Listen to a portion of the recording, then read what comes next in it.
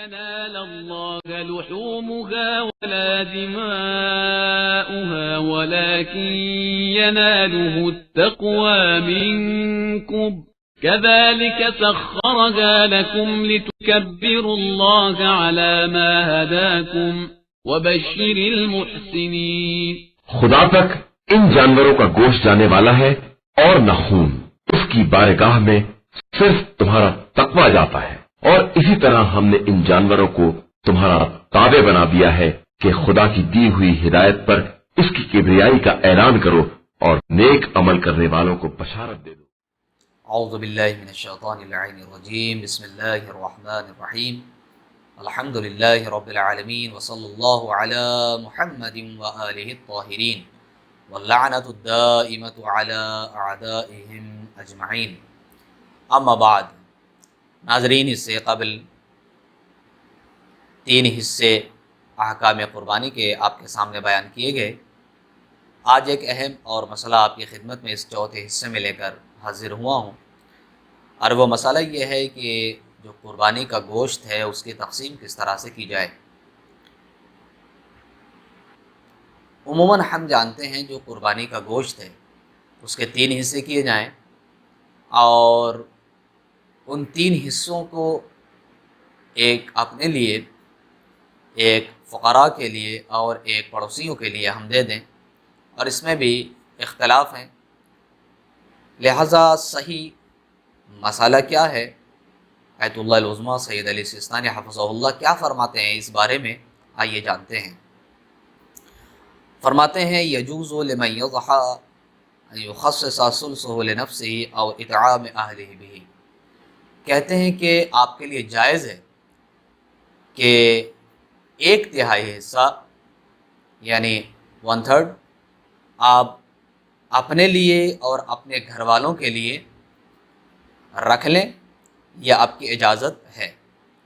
دیکھیے، کبھی کبھی ایسا ہوتا ہے کہ قربانی میں شرکت لینے کے بعد اگر انسان گھر سے باہر ہے، مثلاً بہت الگ الگ تنظیمیں ہیں، الگ الگ کمیٹیاں ہیں، تو ان میں انسان پیسوں کے ذریعے سے شریک ہوتا ہے. اب وہ شرکت کرنے کے مسائل اس سے پہلے آپ کے سامنے میں نے بیان کر دیا ہے. اب مثلاً کسی نے 1000 روپے کے ذریعے سے شرکت کی ہے، اور اس کے حصے کا جو گوشت ہے دور ہونے کی وجہ سے، الگ شہر یا الگ گاؤں میں ہونے کی وجہ سے وہ گوشت شرکت کرنے والے تک نہیں پہنچتا. مثلاً میں نے کسی ایسے علاقے میں کسی تنظیم کو اپنی رقم بھیج دی کہ میری طرف سے آپ 1 بکرا ذبح کر دیں، تو اب ظاہر سی بات ہے انہوں نے ذمہ داری لی تو وہ ذبح کر کے وہ خود تقسیم کر دیں گے. لیکن اس میں ایک مشورہ یہ ہے کہ اگر آپ دور رہ کر شرکت کرتے ہیں تو اس میں ایک ثواب سے آپ محروم ہو جاتے ہیں.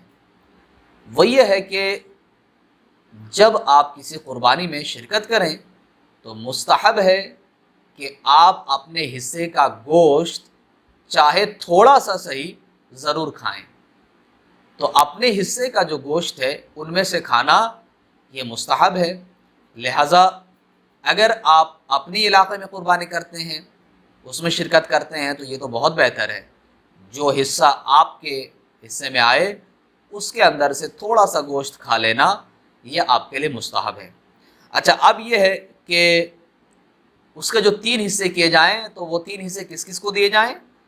تو پہلا حصہ آپ کے سامنے ذکر کر دیا گیا کہ اس میں جائز ہے کہ آپ 1 حصہ یعنی 1/3 حصہ آپ اپنے لیے اور اپنے گھر والوں کے لیے بچا کے رکھیں.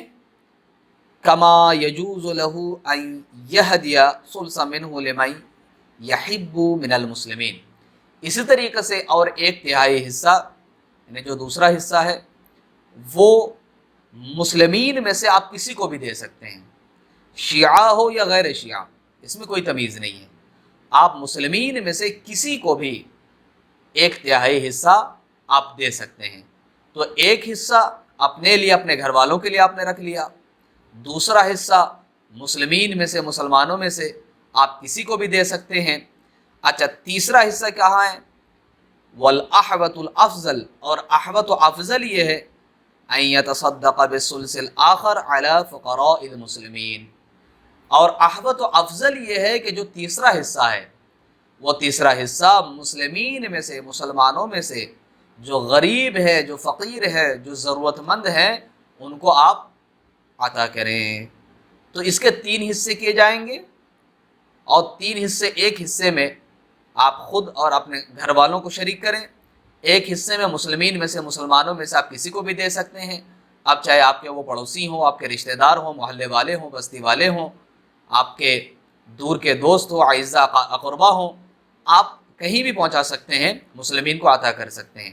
لیکن تیسرے حصے کے لیے افضل اور احوط یہ ہے کہ آپ مسلمانوں میں جو ضرورت مند ہیں، ان ضرورت مندوں تک آپ ان گوشت کو پہنچائیں، یہ بہت اہم ہے۔ وصلی اللہ علی محمد وآلہ الطاہرین۔